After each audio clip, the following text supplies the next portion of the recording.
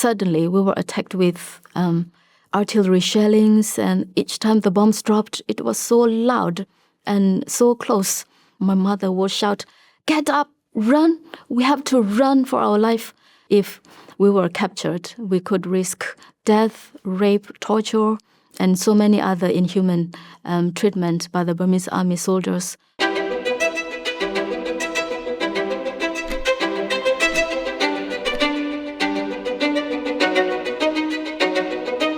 When and where were you born, Zoya? I was born in Karen State in Burma, it's the eastern part of Burma, in 1980. I was born in a jungle area. It was very natural and very traditional. There were lots of trees, mountains, rivers, and life was so natural without computer, internet, telephones, or anything like that.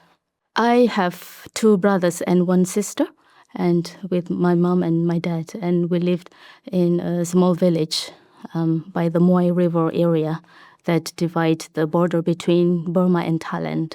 As children, we felt very secure and very loved, not just within our family, but also within the community, because it was very small community where everyone knew each other. What were some of your early memories as a young child, Zoya? One day, when me and my brothers and sister, we were playing by the riverbank and our usual play area, suddenly we saw a dead body floating in the river, and it was so decomposed, and the smell was so bad. And as children, we were just so terrified. We didn't know what to do. And it was in our play area. We got so scared and we were terrified, and we ran back home and we asked our parents what was going on. There was a dead body in the river. Of course, my father was very patiently explaining to us upstream there were villages, and very often the Burmese military, their soldiers came into the Karen village and they forced villagers to work for them as forced labor or as porter, forced villagers to carry heavy loads for them, their supplies, their military weapons, and they didn't give those villagers proper rest and proper food and drink. And when those villagers couldn't carry their military supply anymore, these villagers were tortured, and then many times they were tortured to death, and their bodies were thrown into the river. And as children, we were just so terrified. We didn't know why this Burmese military did this to the villagers. But only later on, when we grew up, we came to understand more and more how our people have been targeted by the Burmese military in their attacks against other ethnic minorities in the country. And how old were you when you had that conversation with your father about their dead body in the water? I was very young, probably around 8 or 9. Can you tell me a little bit about the political situation in Burma at the time that you were growing up? When I was growing up, Burma was under military dictatorship at that time. Karen people, we are part of ethnic groups or nationalities in Burma. And for many years, we have been targeted and attacked by central government as part of their policy against other ethnic minorities in Burma, because what Burma is a multicultural, multi-ethnic country with diversity, but the ruling government, they don't like it. They don't celebrate the diversity. They want Burma to be one race and one religion, which is Burma and Buddhist country. But Burma has a different religion, Christian, Buddhist, animist, and others, Muslim, Hindus, and others. Many, many years ago, when we had conflict with the Burman kings, our Karen people always lost the battle, and then our people were used as slaves by the Burman kings. And when British went to Burma and occupied the area, our people, the Karen, we got more equal rights with other ethnic groups. And we got access to education and healthcare and other basic rights. And during the Second World War, the Karen and some other ethnic groups in Burma, we were taking side of the British army against the Japanese army. And the Burman, at that time, they were taking side with the Japanese army. And during the war, the Karen and other ethnic, we were promised by the local British commander that after the Second World War, if we won, we would get autonomy from Britain. But after the Second World War, when we won the war, we were betrayed by the Britain, and we were not given autonomy. Instead, Britain gave independence to the Burman group at that time. And since then, there were more conflict in the country, and the conflict intensified where the Burmese army attacks us even more, and the Karen revolution started, and then later on, the Karen took up arms and defend our own people from the Burmese army attacks until now, and that is over 70 years now. Can you tell me a little bit about the extent of the persecution on the Karen people? Our people faced so many kind of human rights violations during the attacks by the Burmese army. The Burmese army deliberately target civilian places in their attacks. Our people have been used as human shields, and our women have been raped and gang raped as part of weapon of war by the Burmese army soldiers, and so many kind of human rights violations. So it's sort of ethnic cleansing of any group that the Burmese government don't agree with. Yes, it has been going on for many years. Both my parents involved in the revolution, in resistance movement, resisting against the Burmese military. And when they were very little, their parents and their family, they were attacked by the Burmese army soldiers in their village. They had to flee for their lives in the jungle, and they had to leave their homes. They were hiding in the jungle. And for my father, when he was very young, when they were hiding in the jungle, my auntie, at that time, she was only 5. She suffered from diarrhea. And my father looked at his little sister, and he was really sad. And his mother had skin diseases, and his little sister was dying, and they had no medicine or no doctor or no clinic, no nurses. They couldn't save her. And even when the little girl was dying, her mom couldn't cuddle her or hug her because she had very bad skin disease.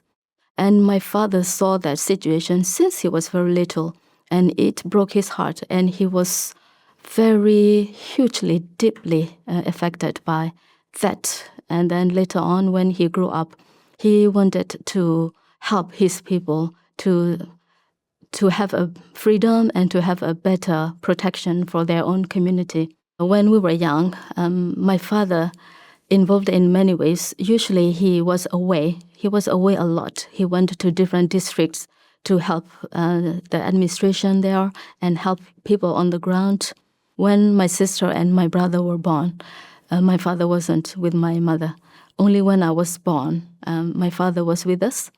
And that was very special for our family because when I was born, because my father was there, he took my umbilical cord, and then he went to the jungle, and then he climbed up the mountain, and then he chose one of the biggest trees in the mountain, on top of the mountain, and then he buried my umbilical cord under the tree, and then he prayed that his little daughter one day would grow up, would be healthy and happy, and then be someone that can help our people, that to have freedom and to have our rights and to develop our own community. You had quite a special relationship with your father growing up. What was the nickname he had for you, Zoya? He called me Pumuse. Pumuse means little daughter, and my mother also called me Pumuse, little daughter. And how old were you the first time that your village was attacked, and what happened? We could hear the gunfire, we could hear the artillery shells, we could hear the mortar bombs, we could hear airstrikes. But I didn't want it to come close to us as a child. I just wanted it to stay away, and I kind of pretended that it wasn't near us, even though we could see it very clearly in another part. But every day, the attacks got closer and closer to us, and we could hear it more and more. And then suddenly, we had airstrikes by the Burmese army in our own village. And first, we were hiding in the underground bomb shelter. We thought that it would just be one time or two times or three times, but actually it wasn't. It didn't stop. The Burmese military kept attacking us, and as children, each time the bombs dropped on the ground would shake. And as children, we were just so terrified. We told our mom that we were very afraid. We were scared. And my mom said, don't be scared. We will be safe. As a mom, she tried to comfort us. But we knew that it wasn't safe. One day, it was no way we could stay in the village. My mother and my father said that we had to run for our life because the attacks is getting too close to us, and the threat of airstrikes and artillery shell were getting more and more frequent. And my mother said we had to take all our belongings with us that we could take, and we had to run for our life, and that's what we did. We ran for our life. We only carried a few things on our back that we could take, and then we crossed the border, and then we fled into the jungle. We spent weeks and weeks in the jungle, but luckily we survived, and then we ended up in refugee camp in Thailand. But there were many other people who couldn't make it, and there were other villagers who didn't survive, but we were just so lucky we survived. And how old were you when you left your village? That was the first time when we were forced to flee for our life, and that was when I was 14. And how did you feel seeing your village kind of destroyed and leaving the people that may be still there behind? First, we thought it was very temporary. Just before we fled, my mother quickly planted coriander, hoping that within a few days we would come back and the coriander would be ready. My father told her, quick, we had to run. No time to plant anything. But my mother said, when we come back, this coriander would be ready. But we will never be able to go home after that. After living in refugee camp for a year, my father and my mother decided that we would go back to Karen area on the border, but we couldn't go back to the same place because of the area was occupied by the Burmese army soldiers. So we moved to a different area in Duplaya, and we went to a village called Thawatha village, and we were there for a year. On the 11th of February, and the Burmese military attacked us again. That was Karen National Day, and it was when I was doing my study for final exams for my high school course, and suddenly we were attacked with artillery shellings, and each time the bombs dropped, it was so loud and so close. And it was so sudden, and my mom said that we had to run again for our life. So because we had experience already, this time it was at nighttime, and it was so difficult. We didn't have any kind of transportation, and we had to run through the night, and there were many people, children, elderly people, and animals trying to run as well. And each time the bombs dropped, it exploded very loudly, and then it made me jump and then fell on the ground. My mother would shout, "Get up, run! We have to run for our life." So we had to run again because we knew that if we were captured, we could risk death, rape, torture, and so many other inhuman treatment by the Burmese army soldiers. So my mother made sure that we ran. And we ran and ran and ran. And suddenly we saw there was some torchlight flashing when we reached the Thai border. And we thought, oh my God, what is that torchlight flashing? It turned out to be Thai soldiers. They were welcoming us into Thailand. They said, welcome, welcome to Thailand. So many people, so many refugees fleeing with children, being hungry, elderly people, and children were crying. And then when we got into Thailand, I was like, oh my God, we are safe now. There were organizations who provide scholarship for refugee children, and we were very lucky, me and my friends and others, and my sister as well. We applied for this scholarship with the support from our school, and we got scholarship from organizations that provide education.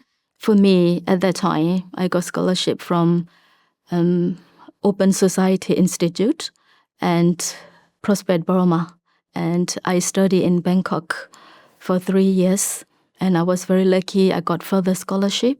And then I came to the UK as a student. When I was in the UK, my eyes opened so widely. I have access to newspapers, I have access to TV channels, have access to read news and to learn about what is going on in Burma, in my own country, and to learn about what is going on with my own community and what is going on around the world and the situation in my own homeland. And it's opened up my eyes in a very big ways that I had never had before.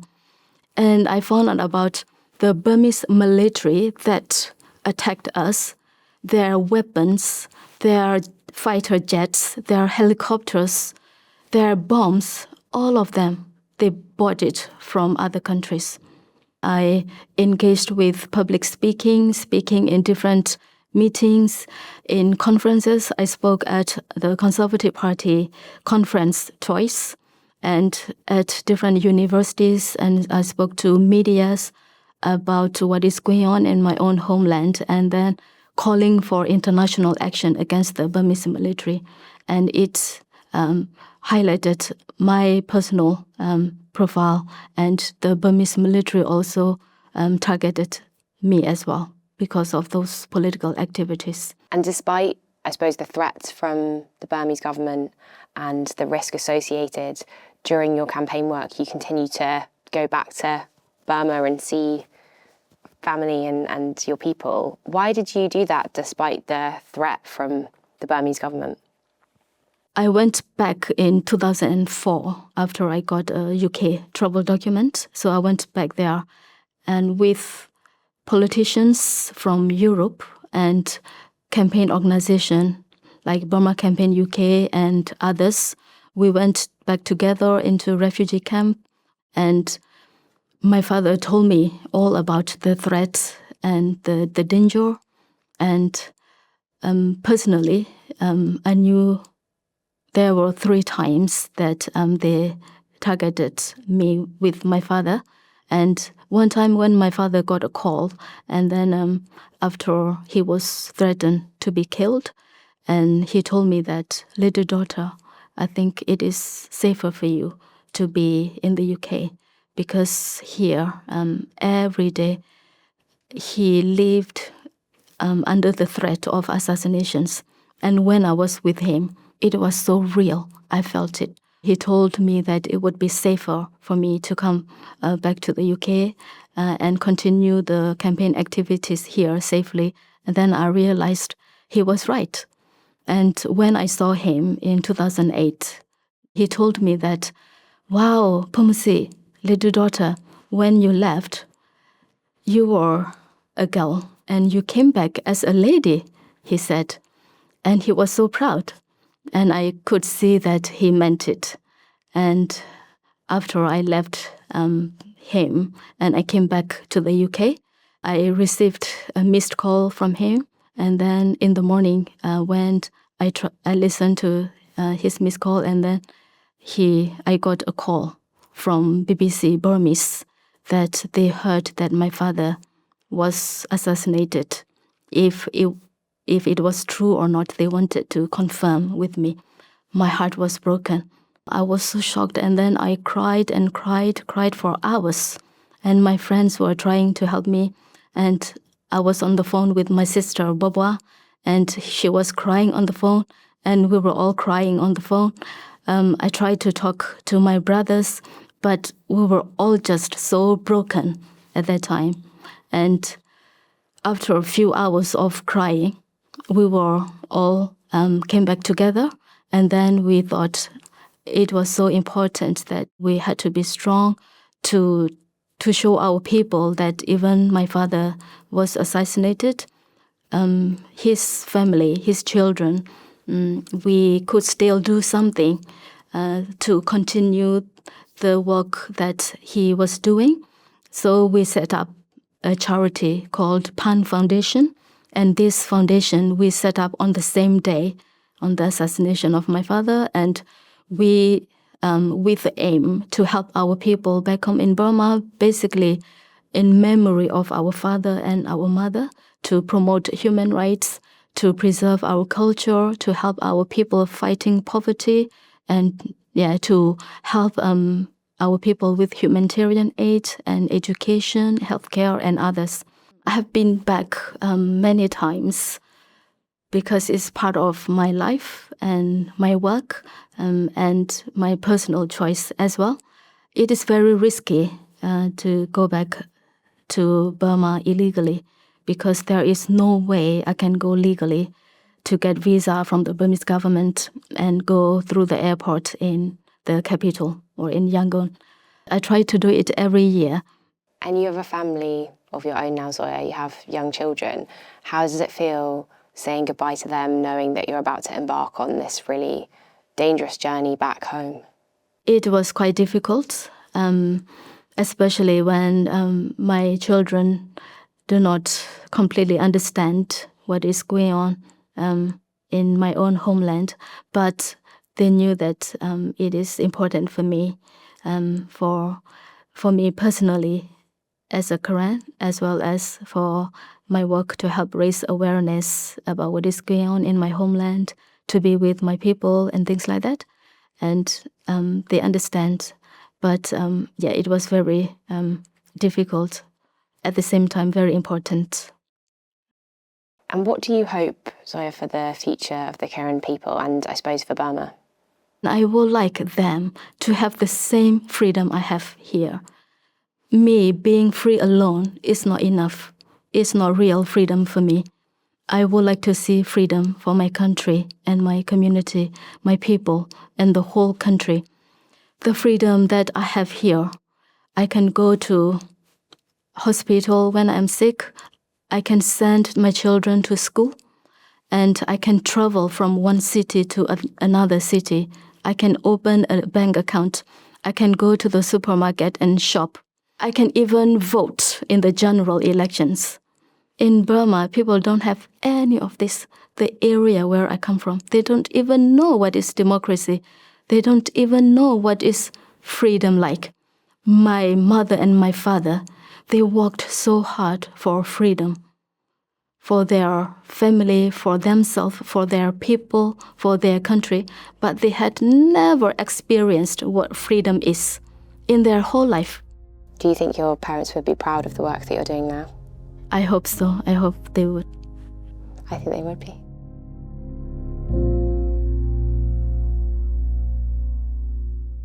Kids who are born from LRA, they range from as young as a baby and grow up with these guns in their hands. And by the time they reach 5, they have their own pistols given to them. And these are kids who will come asking to punish someone. By punishing, they mean shooting someone. If you do a crime while with the LRA, these are the kids you should fear the most, because they don't have the ability to think for themselves. They only have the ability to believe what they're told, and they just do it without thinking. They don't even know what killing means anymore.